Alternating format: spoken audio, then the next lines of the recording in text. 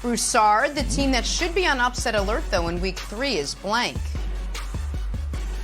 The Cleveland Browns, Jenna, and I hate to do this for one of my hometown teams. I moved around a lot as a kid, but Cleveland should be on upset alert because they, until proven otherwise, the Browns play to the level of their competition.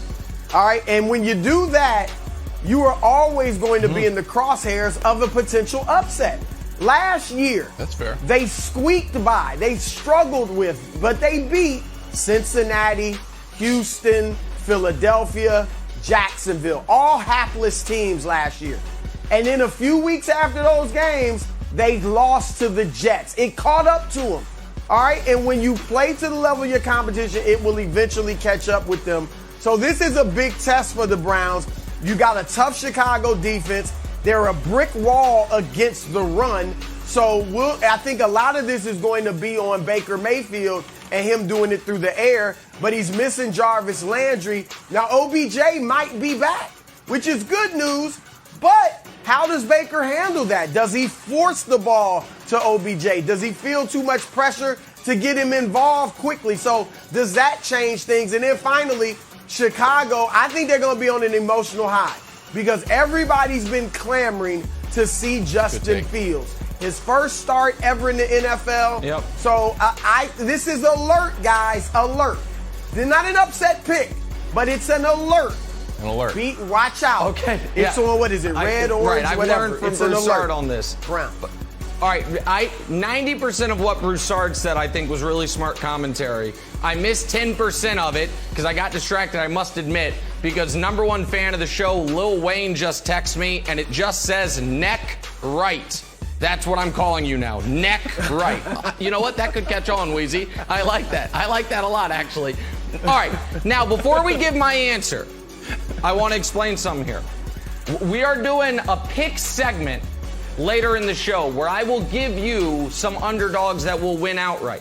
So I'm traveling down the Broussard path of upset alert. Not sure if this upset comes in, but anytime two teams are playing and the spread's more than 7 and the underdog has the better quarterback, the favorite's got to be on upset alert.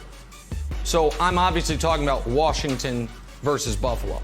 So I know what you're thinking. Oh, Nick, you must be high on Heineke. I do actually like Heineke a bit. Yeah. However, this is not about Heineke being awesome.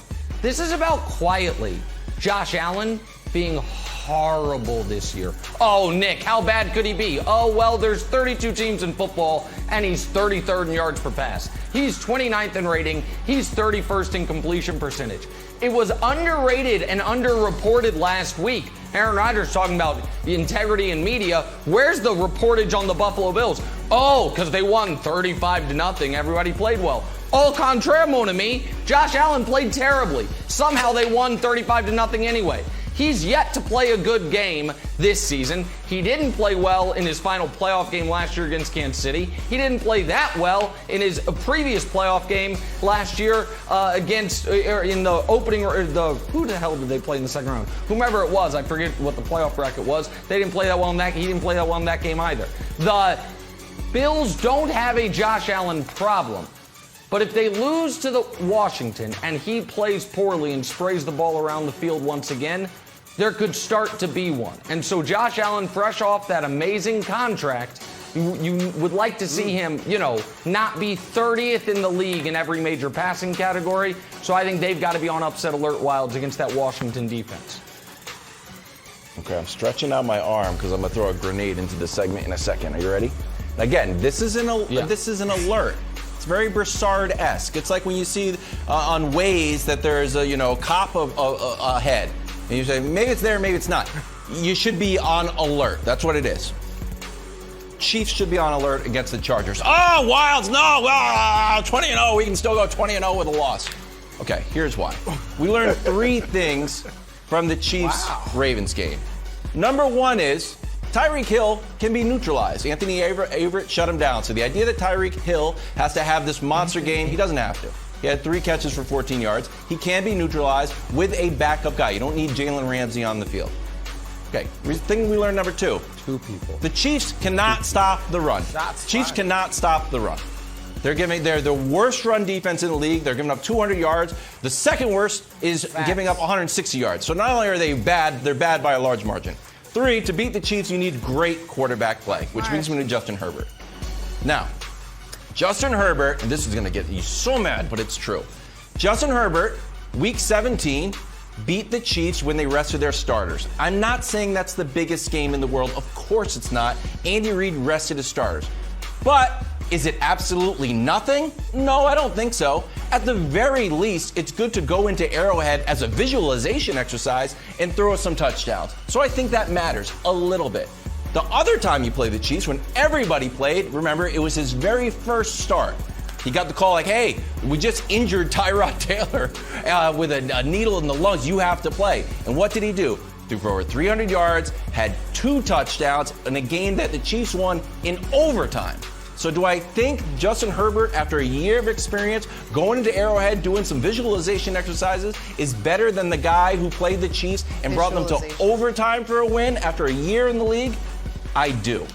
So I'm saying it's an alert, Nick. I'm not saying they win, but it's it's a high-level alert. I've upgraded it, or it's a high-level alert. Chargers and Chiefs. Yeah.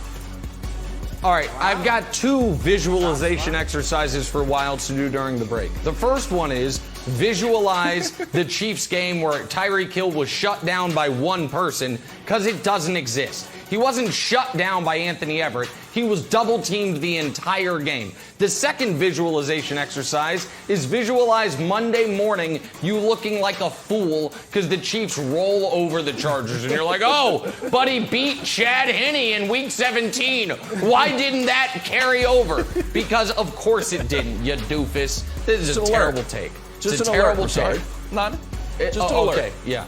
Thanks for watching. Subscribe here to get the latest from the show. Also, be sure to check out more of the best clips from First Things First, or go watch a few segments from our other shows on FS1.